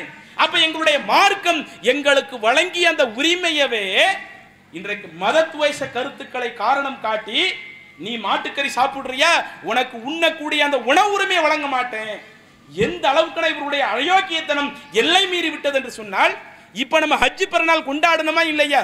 இந்த ஹஜ் பெருநாள்ல ஜூன் 3ஆம் தேதியில இருந்து ஜூன் 8ஆம் தேதி வரை மகாராஷ்டிராவில் எவ்வளவு என்ன சட்டம் போடுறான்? எங்கேயுமே சந்தையில நீங்க ஆடுகளை விற்க கூடாது. ஆடுகளை விற்கக்கூடியவர்கள் யாரு? அதிகமான நபர்கள் இந்து சமூகத்தை சார்ந்தவர்கள். அதுல பொருளாதாரத்துல ரொம்ப கீழ்நிலையில் இருக்கக்கூடிய மக்கள் தான் ஆடுகளை வளர்த்து ஹஜ் பெருநாளின் பொழுது அதை பாய்மார்கள்ட்ட வித்து அதன் மூலம் அவர்கள் பொருளாதாரத்தை திரட்டி கொண்டிருக்கிறார்கள். ஆனா மகாராஷ்டிரா அரசாங்கம் என்ன சட்டம் போடுறான்? கரெக்ட் அந்த ஹஜ் பெருநாளை அடையாளமா வச்சு, ஹஜ் பெருநாளை காரணமா வச்சு ஜூன் 3ல இருந்து ஜூன் 8 வரை மகாராஷ்டிராவில் என்ன செய்யக்கூடாது? ஆடுகளை சந்தைகளை விற்கக்கூடாது. அது அப்படி சமூக வலைதளத்தில் பரவன உடனே கடுமையான எதிர்ப்புகள் வந்து இந்து சமூகத்திலேயே பல நபர்கள் கொந்தளித்தார்கள். இது ஒரு கூறுகட்ட ஒரு சட்டமா இருக்குதே, ஒரு அறிவு கட்டம் உருவாக்கிய ஒரு சட்டமா இருக்குதே. யாராவது இப்படி இந்த சந்தர்ப்பத்தில் ஆட்டை விற்க கூடாதுன்னு சொன்னா, ஆடுகளை விற்கக்கூடியவர்கள் நிறைய இந்து சமூகத்தில் உள்ளவர்கள். அவங்க தன்னுடைய ஒரு வருட வருமானமாகவே இந்த பெருநாளுக்காக விற்கப்படுகிற ஆட்டை நம்பி இருக்கிற பொழுது, அந்த வருமானத்தை நம்பி இருக்கிற பொழுது அதற்கு எதிராக இப்படிப்பட்ட ஒரு சட்டம் போடுறீங்களே, கடுமையாக அந்த கண்டனங்கள் பறக்கிறது. ஒரு கட்டத்தில் அவங்களே வாபஸ் வாங்குறாங்க, நாங்க போட்ட சட்டத்தை நாங்களே வாபஸ் வாங்குறோம். இது எதுக்கு சொல்ல வர்றோம்னா, எங்களுடைய இஸ்லாமிய மார்க்கம் எங்களுக்கு வழங்கிய அந்த உரிமையை, எந்த உணவை சாப்பிடலாம் என்று எங்களுக்கு அனுமதி வழங்கப்பட்டிருக்கிற பொழுது, இன்னும் ஒருவன் குர்பானி கொடுக்கிறானா, ஆடு குர்பானி கொடுப்பது எங்களுடைய மார்க்கத்தில் சொல்லப்பட்டிருக்கிறது, மாட்டை குர்பானி கொடுப்பது எங்களுடைய மார்க்கத்தில் சொல்லப்பட்டிருக்கிறது. அப்ப எங்களுடைய மார்க்கத்தில் சொல்லப்பட்ட ஒரு காரியத்தையே நீ செய்யக்கூடாது.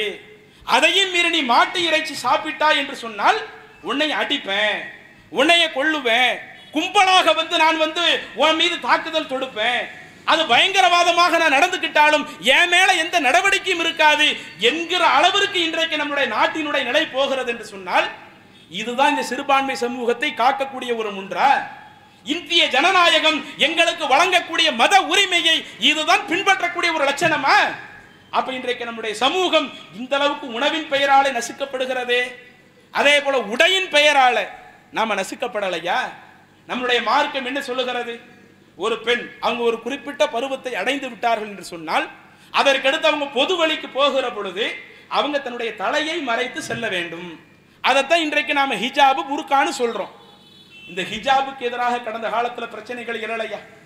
நமக்கு பக்கத்தில் இருக்கிற கர்நாடகாவில் அப்ப அவங்க பாஜக ஆட்சி செய்து கொண்டிருக்கிற பொழுது பள்ளிக்கூடத்திற்கு பரீட்சை எழுத போனவங்களை, கல்லூரிக்கு பரீட்சை எழுத போனவங்களை உங்களை நாங்க அனுமதிக்க மாட்டோம், ஹிஜாபை கழட்டி வச்சுட்டு உள்ளவா.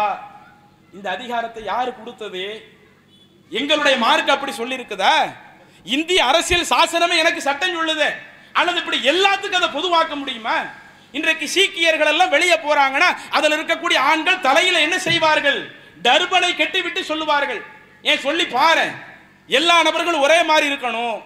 காவல்துறையில் இருக்கிற எந்த சீக்கியரும் இனிமே நீங்க டர்பன் கட்டக்கூடாது, மற்ற போலீஸ் தலையில் அணியக்கூடிய தொப்பியத்தான் அணியணும் சொல்லி பாரு. ராணுவத்தில் இருக்கக்கூடிய எந்த சீக்கியரும் நீங்க இனிமே டர்பன் கட்டக்கூடாது, மற்ற ராணுவ வீரர்கள் அணியக்கூடிய தொப்பியை தான் நீங்கள் அணிய வேண்டும் சொல்லி பாருங்களேன். இதுவெல்லாம் அந்தந்த மதங்கள் அவங்களுக்கு கொடுத்த ஒரு உரிமை. சீக்கியர்களாக இருக்கக்கூடியவர்கள் வெளியே வருகிற பொழுது தலையில் டர்பன் கட்ட வேண்டும் என்பது அவங்க மத நம்பிக்கை. அவங்க காவல்துறையில் இருக்கிறப்ப, ராணுவத்துறையில் இருக்கிறப்ப, பள்ளிக்கூடத்தில் படிக்கிறப்ப, வெளியே போறப்ப எல்லா இடங்களிலேயும் அவர்களுக்கு அந்த ஒரு உரிமை வழங்கப்படுகிற பொழுது, அதே போலதான எங்களுடைய மார்க்கம் சொல்லுகிறது. ஒரு பெண் ஒரு குறிப்பிட்ட பருவத்தை அடைந்து விட்டால் அவங்க வீட்டை விட்டு வெளியே போறப்ப, அந்நியருடைய பார்வையில படுறப்ப அந்த பெண் தலையில புர்கா அணிந்து கொள்ள வேண்டும், தலையில் அந்த ஹிஜாபை அணிந்து கொள்ள வேண்டும் என்று எங்களுடைய மார்க்கம் சொல்லி இருக்க கடுமையான நெருக்கடி வந்துச்சுங்க. ஒரு கட்டத்தில் அந்த பெண்கள் எல்லாம் கெஞ்சுகிறார்கள், நாங்க தேர்வு எழுதாம இருந்துகிட்டு இருக்கிறோம், நீங்க ஒரு பெரிய அநியாயம் பண்றீங்க, எங்களை இதோடு அனுமதிங்கன்னு சொல்றப்ப இல்ல அப்படிலாம் அனுமதிக்க முடியாது என்றெல்லாம் போனார்கள். நீதிமன்றத்தை அந்த பெண்கள் நாடினார்கள். இப்படி பலகட்ட போராட்டங்களுக்கு பிறகு இன்றைக்கு அந்த கர்நாடகாவிலே ஆட்சி மாற்றம் ஏற்பட்ட பிறகு காங்கிரசார்கள் ஆட்சிக்கு வந்த பிறகு நம்மளுடைய அந்த உரிமை தரப்பட்டு இருக்கிறது. அப்ப இவ்வளவு பெரிய ஒரு அநியாயத்தை எங்க மார்க்க எங்களுக்கு ஒரு சட்டத்தை சொல்லுது, அதை நாங்க என்ன அடுத்தவங்களுக்கு திணிக்கிறோமா? மற்ற சமூக பெண்களும் இப்படி முக்காடு போட்டுட்டு தான் பள்ளிக்குள்ள வரணும் அந்த பெண்கள் சொன்னாங்களா? இது எங்களுடைய ரைட்ஸ், எங்களுடைய நாடு எங்களுக்கு வழங்கிய உரிமை. எங்க நாடு எங்களுக்கு வழங்கிய உரிமையை நீ பறிப்பதற்கு உனக்கு யாரப்ப அதிகாரம் தந்தது? அந்த பெண்கள் போராடினார்களே, அந்த போராட்டத்தினுடைய விளைவு ஒரு ஆட்சி மாற்றம் ஏற்பட்ட பிறகு இன்றைக்கு அங்கே நியாயம் பிறந்திருக்கிறது. இப்படி இவர்களால் எந்த அளவிற்கு நாம நசுக்கப்பட்டிருக்கிறோம். உணவுகள் விஷயத்துல கை வைக்க ஆரம்பிச்சாங்க, உடைகள் விஷயத்துல கை வைக்க ஆரம்பிச்சாங்க, உறைவிட விஷயத்துல கொண்டு வந்தான்ல, சிஏஏன்னு ஒரு சட்டத்தை கொண்டு வந்தான்ல, என்ஆர்சின்னு கொண்டு வந்தான்ல, என்பிஆர்னு கொண்டு வந்தான்ல. அந்த கொரோனாவுக்கு முன்னாடி நீங்க பாத்தீங்கன்னா நாங்க சிஏஏ என்ஆர்சி என்பிஆரை கொண்டு வருவோம், நாங்க மக்கள் தொகையை கணக்கெடுக்க இருக்கிறோம், நாங்க யாரெல்லாம் அதை விவரிப்பதற்கு எனக்கு நேரம் இல்லை. அந்த சட்டத்தை என்றைக்கு அறிவித்தானோ அன்றைக்கே இந்த இஸ்லாமிய சமுதாயம் களம் இறங்கியது. என்னை இந்த நாட்டை விட்டு வெளியேற்றுவதற்கு உனக்கு யார் அதிகாரம் தந்தது? என்னை ஜெயில் கொட்டடையில் அடிப்பியா? என்னை சிறையில் கொண்டு போய் அடைப்பியா? என்னை வெளிநாட்டிலிருந்து வந்த அகதின்னு சொல்ல வர்றியா? நான் ஏன் அகதியா இருக்க போறேன்? எனக்கு தான் இந்தியாவினுடைய பாஸ்போர்ட் இருக்குது, எனக்கு தான் இந்தியாவினுடைய வாக்காளர் சீட்டு இருக்குது, நான் இந்திய குடிமகன், என்னுடைய தந்தை இங்கதான் இருந்தாரு, என்னுடைய தாயார் இங்கதான் இருந்தாரு, எங்க பாட்டன் எங்க முப்பாட்டன் அவ்வளவு நபர்களும் இந்தியாவில் பிறந்திருக்கிறப்ப, இந்தியாவில் வளர்ந்திருக்கப்ப, நான் இந்திய நாட்டினுடைய குடிமக்களாக இருக்கிறப்ப நீங்க இந்த நாட்டு குடிமக்கள் இல்லை என்று சொல்லுகிற விதத்தில் சிஏஏ சட்டத்தை கொண்டு வந்தானே. அப்ப இதுதான் ஒரு ஜனநாயகமா? ஒரு ஜனநாயகம்னா அவங்களுக்கு முறையான உணவு கொடுக்கப்படணும், அவங்களுக்கு முறையான உடைகள் கொடுக்கப்படணும், அவங்களுக்கு முறையான உறைவிடங்கள் கொடுக்கப்படணும். அவ்வளவு கேலி கூத்தாக்கிட்டு கேட்டா இவங்க சிறுபான்மை சமுதாயம், இவங்க இஸ்லாமிய சமுதாயம், இப்படி அந்த இஸ்லாமிய சமுதாயத்திற்கு எதிரான அரசியலையே தொடர்ச்சியாக செய்ததனுடைய விளைவு தானே ஒவ்வொரு நாளும் நாடு அதல பாதாளத்தை நோக்கி போய்கிட்டு இருக்குது. வறுமையிலிருந்து மீண்டு வரக்கூடிய ஒரு நிலையை பார்க்க முடியலையே, விலைவாசியிலிருந்து மீண்டு வரக்கூடிய நிலையை பார்க்க முடியலையே, மக்களுடைய நலனில் அக்கறை எடுக்காமல் எப்படியெல்லாம் இந்த சிறுபான்மை சமூகத்தை நசுக்கலாமோ அவ்வளோ விஷயத்தை கையில் எடுக்கிறீங்களங்க. இன்னும் அதையும் தாண்டி எந்த அளவிற்கு நமக்கு எதிராக நம்முடைய உரிமை பறிக்கப்படுகிறது என்று சொன்னால் நம்மளுடைய வழிபாட்டு உரிமையிலேயே கை வைக்க ஆரம்பித்து விட்டார்கள். பொதுவாக எந்த மனுஷனா இருந்தாலும் அவன் ஏற்றிருக்கக்கூடிய அந்த மத நம்பிக்கைக்கு அதிக முக்கியத்துவம் கொடுப்பான், அவன் வணங்கக்கூடிய அந்த வழிபாட்டு உரிமைக்கு அதிக முக்கியத்துவம் கொடுப்பான். அவன் எதை வழிபாட்டு தலமாக எடுக்கின்றானோ அந்த வழிபாட்டு தலத்தை பெரிதாக மதிப்பான்.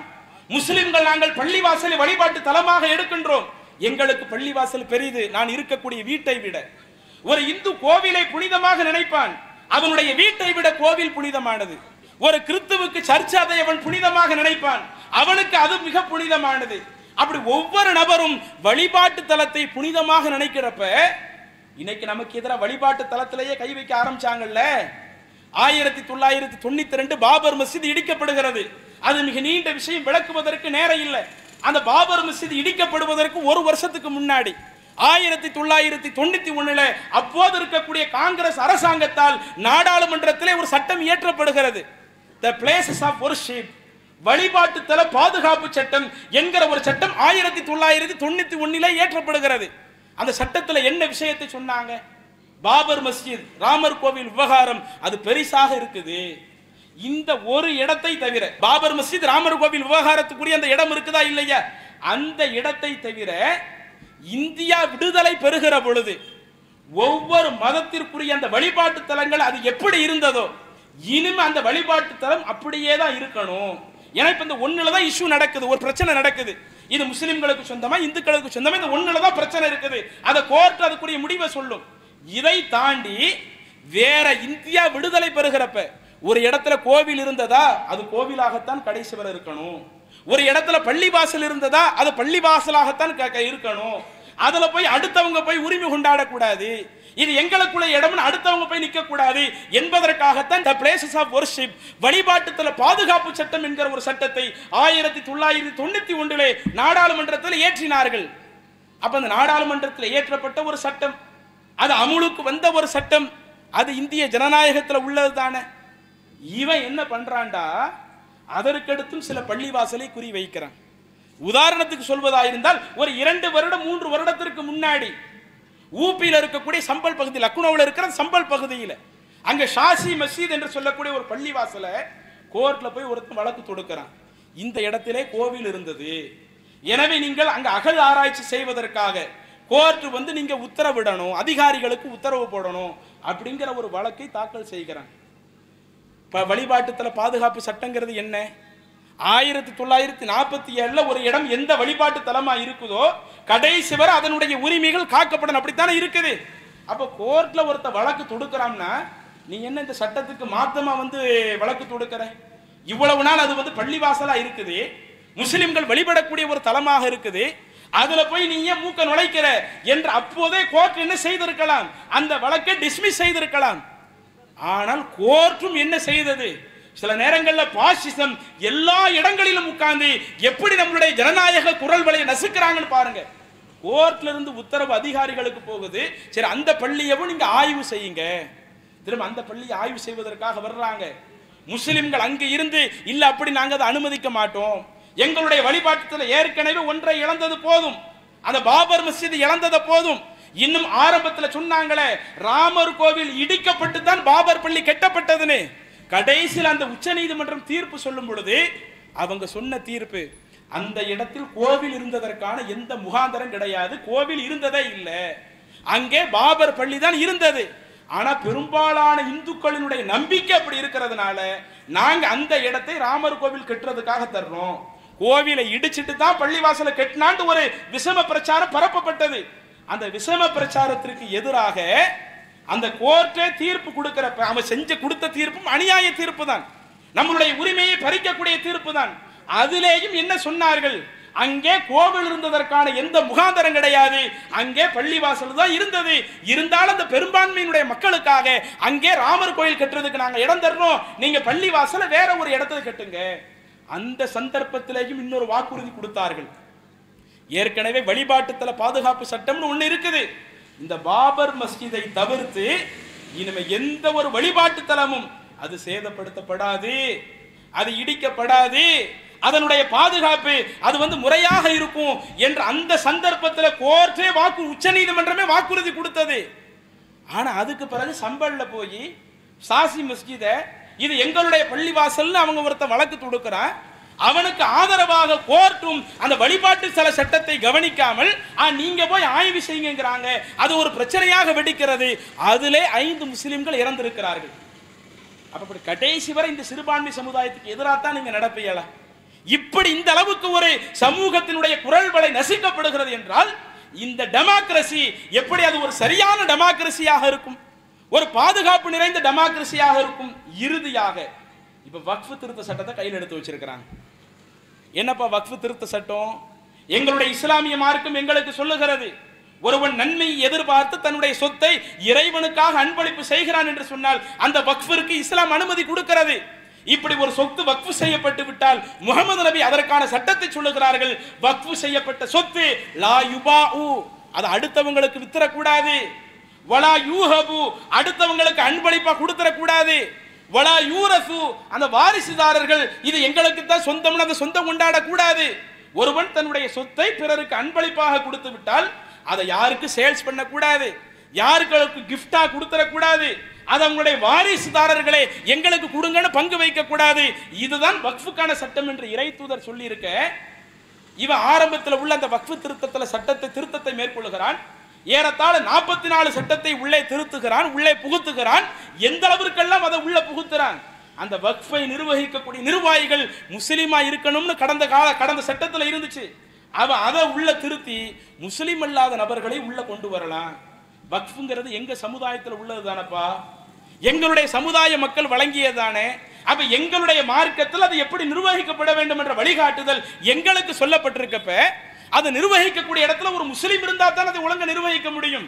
அப்ப அதை பறிக்கக்கூடிய விதமா முஸ்லிம் அல்லாத நபர்களை உள்ள சேர்க்கிறீங்களே, இதே மாதிரி அடுத்த விஷயத்துல செய்ய முடியுமா? இந்து அறநிலையத்துறைன்னு ஒண்ணு இருக்குது, இந்து அல்லாத ஒரு கிறிஸ்தவரை உள்ள சேத்திரங்களை பார்ப்போம், ஒரு முஸ்லிமை உள்ள சேத்திரங்களை பார்ப்போம். அதே மாதிரி சர்ச்சை நிர்வகிக்கக்கூடிய ஒரு பொறுப்பு இருக்கிறது, அதுல ஒரு முஸ்லிம் உள்ள சேத்திரங்களை பார்ப்போம். ஒவ்வொரு மதத்தில் உள்ளவர்களும் அதுல உள்ளவங்க அந்த இடத்தை நிர்வகித்தாத்தான் அதுல சொல்லப்பட்டிருக்கிற சட்டத்திட்டத்தை முறையாக கடைபிடிப்பான் என்று சொல்லுகிற பொழுது முஸ்லிம் அல்லாத நபர்களை உள்ள திணிக்கணும், உள்ள திணிக்கக்கூடிய ஒரு வேலையை செய்யறான். அடுத்து என்ன செய்கிறான்? யாரேனும் ஒரு வக்ஃபு சொத்துல 12 வருஷம் அபகரிச்சு வச்சவனுக்கே இந்த சட்ட அந்த சொத்தை திருப்பி கொடுத்துடணும். எங்கேயோ ஒருத்தன் தன்னுடைய பவரை பயன்படுத்தி வக்ஃபு சொத்துல இருந்து ஒரு சொத்தை 12 வருஷம் அபகரிச்சுட்டான்னு வைங்க, அபகரிச்சவனுக்கே திருப்பி கொடுக்கணும். இது எங்களுடைய மார்க்க சட்டத்துக்கு எதிரானதப்பா. அடுத்தவனுக்கு விற்க கூடாதுன்னு இருக்குது, அன்பளிப்பு கொடுக்க கூடாதுன்னு இருக்குது, அபகரிக்கிறவனுக்கே இந்த சட்டத்தை கொடுக்கிறாய் என்று சொன்னால் எங்களுடைய மார்க்கத்தில் மூக்கை நுழைக்கக்கூடிய அதிகாரத்தை உங்களுக்கு யார் தந்தது? பிரதமரா நீங்க இருக்கலாம், ஒன்றிய அமைச்சராக இருக்கலாம், உள்துறை அமைச்சராக இருக்கலாம், உங்களுக்கு இந்திய அரசியல் சாசன சட்டம் என்ன சொன்னது அப்படித்தான் நடக்கணும். ஒரு பிரதமராக இருந்து விட்டால் அரசியல் சாசனத்துக்கு மாத்தமா நடந்துடலாமா? முதலமைச்சராக இருந்து விட்டால் அரசியல் சாசனத்துக்கு மாத்தமா நடந்துடலாமா? அதிகாரியாக இருந்து விட்டால் அரசியல் சாசனத்துக்கு மாத்தமா நடந்துடலாமா? எல்லாமே அரசியல் சாசன சட்டப்படி நடக்க வேண்டும் என்று இருக்கும் பொழுது எங்களுடைய மார்க்கம் வழங்கக்கூடிய உரிமையை இந்திய கான்ஸ்டிடியூஷனும் எங்களுக்கு வழங்கி இருக்கிற பொழுது அதை பறிக்கக்கூடிய விதமாக வக்ஃபு சொத்தை முழுக்க தாரை வார்க்கக்கூடிய ஒரு வேலையை வக்ஃபு திருத்த மசோதான்னு கொண்டு வர்றானே, அதே மாதிரி அவன் கொண்டு வரக்கூடிய இன்னொரு பெரிய அபத்தமான ஒண்ணு. ஆரம்பத்தில் நிறைய பேர் வக்ஃபு செய்திருப்பார்கள். அந்த வக்ஃபுகள்ல நிறைய சொத்து வக்ஃபு பை யூசர் என்ற அடிப்படையில் இருக்கிறது, பாத்தியத்தின் அடிப்படையில் வக்ஃபாக இருக்கிறது. இவன் அதுல திருத்தத்தை கொண்டு வர்றான். நீங்கள் வைத்திருக்கக்கூடிய வக்ஃபு சொத்திற்கு நீங்கள் ஆவணத்தை காட்டாவிட்டால் அந்த சொத்துக்களை அரசாங்கமே அதை எடுத்துக்கொண்டு ஆவணத்தை காட்டணும். ஆவணத்தை காட்டினாத்தான் அது உங்க சொத்து. வக்ஃபு பை யூசர்னு பல காலமாய் உள்ளது இருக்குதே, 700 வருஷம் 800 வருஷம் 1000 வருஷத்துக்கு முன்னாடி உள்ள சொத்துக்கள் எல்லாம் பாத்தியத்தின் அடிப்படையில் வக்ஃபா இருக்குதே. அப்ப அவ்வளவு சொத்துக்களையும் அபகரிக்க வேண்டும் என்கிற தீய நோக்கத்திலேயும் இஸ்லாமிய மார்க்கத்தில் உள்ள மூக்க நுழைச்சி முஸ்லிம்களை அவங்களுடைய மார்க்கத்தின் அடிப்படையில் நடக்க விட மாட்டோம் என்ற அளவிற்கு இவர்கள் பெரிய அநியாயத்தையும் அயோக்கியத்தனத்தையும் அதிகாரத்தை பயன்படுத்தி செய்வார்களேயானால் இதுதானே ஜனநாயகம் குழி தோண்டி புதைக்கப்படுகிறது. எதிர்க்கட்சிகளை அடக்குவது, பத்திரிகையாளர்களை ஒடுக்குவது, தனக்கு எதிராக யாரெல்லாம் போராடுகிறார்களோ அவர்களை மிரட்டுவது, ஒவ்வொருவருக்கும் அவர்களுடைய உரிமைகளை தர மறுப்பது, இது போன்ற நிகழ்வுகள் தொடர்ச்சியாக இன்னும் நடக்கும் என்று சொன்னால், ஜனநாயகம் இன்னும் படுகொலையை நோக்கி செல்லும் என்று சொன்னால், இந்திய நாட்டினுடைய மக்கள் அவங்க நம்மளுடைய நிலை இன்னும் அதுல பாதாளத்தை நோக்கி போகும். இவங்களுக்கு அதுல எந்த அக்கறையும் இருக்காது. அவங்க இருக்கிறவரை தன்னை வளப்படுத்திக் கொள்வார்கள், தங்களை வளப்படுத்திக் கொள்வார்கள், தன்னை சார்ந்த நபர்களை வளப்படுத்திக் கொள்வார்கள். அப்ப இப்படித்தான் இவர்களுடைய நிலை இருக்கதை ஒழிய பொதுமக்களுடைய பாதுகாப்புக்கு அவங்க கவனம் எடுக்கிறதில்ல, பொதுமக்களுடைய கல்வி தரத்துக்கு அவங்க முக்கியத்துவம் கொடுக்கிறதில்ல, பொதுமக்களுடைய ஆரோக்கியத்திற்கு அவங்க முக்கியத்துவம் கொடுக்கிறதில்ல. இந்தியாவை உலக நாடுகளோடு ஒப்பிடுகிற பொழுது அதை முன்னேற்றுவதற்காக அவங்க முக்கியத்துவம் கொடுக்கிறதில்ல. முழுக்க அந்த சிறுபான்மை சமூகத்திற்கு எதிரான விஷயத்தையே அரசியலாக செய்து இந்த ஜனநாயகத்தை குழி தோண்டி புதைக்கின்றார்கள். இதனால பல மக்கள் பாதிக்கப்படுகிறார்கள். இந்தியாவில் நிறைய மக்கள் பொருளாதாரத்தில் சிரமத்தை சந்திக்கிறார்கள். இது போன்ற சிரமத்தை பார்க்கிற பொழுது இஸ்லாம் சொல்லுகிறது, அநியாயக்கார ஆட்சியாளனுக்கு எதிராக அவன் செய்யக்கூடிய அநியாயத்தை தோலுரிக்கக்கூடியவனாக இருக்க வேண்டும். இவன் தான் சிறந்த முஸ்லிம், அறப்போர்ல சிறந்த முறையில் ஈடுபடக்கூடியவன் என்று இறை தூதர் நமக்கு சொன்னார்களே, அந்த உத்தரவு கணங்குதான் இன்ஷா அல்லாஹ் எதிர்வரக்கூடிய ஆகஸ்ட் 3ஆம் தேதி சிவகங்கை மாவட்டத்தின் சார்பாக காரைக்குடியில் வைத்து ஜனநாயக பாதுகாப்பு மாநாட்டை நாம் அறிவித்திருக்கிறோம். இந்த ஜனநாயக பாதுகாப்பு மாநாட்டில் இன்ஷா அல்லாஹ் நாம் அனைவரும் திரளலாமா? அடுத்தவர்களையும் எடுத்து சொல்லி அதில் பங்கேற்க வைக்கலாமா? இப்படி ஒட்டுமொத்த சமூகமும் இந்த ஜனநாயக பாதுகாப்பிற்காக போராடினால்தான் நாம் இந்த இந்தியாவினுடைய எதிர்காலத்தை காப்பாற்ற முடியும். ஏனென்றால் இவர்கள் இந்தியாவை அழிக்க துடித்துக் கொண்டிருக்கிறார்கள். அவர்களிடமிருந்து இந்தியாவை காக்கக்கூடிய அந்த ஒரு வேலையை இந்திய குடிமக்களாகிய நாம் ஒவ்வொருவரும் செய்ய வேண்டும். அதற்காகத்தான் இந்த மாநாடு அறிவிக்கப்பட்டிருக்கிறது என்ற தகவலை கூறிக்கொண்டு வாய்ப்பளித்தமைக்கு நன்றி கூறி நிறைவு செய்கிறேன். வாஹிர் தஅவானா அனில் ஹம்துலில்லாஹி ரப்பில் ஆலமீன். அஸ்ஸலாமு அலைக்கும் வரஹ்மத்துல்லாஹி வபரகாத்துஹு. அல்லாஹு அக்பர், அல்லாஹு அக்பர்.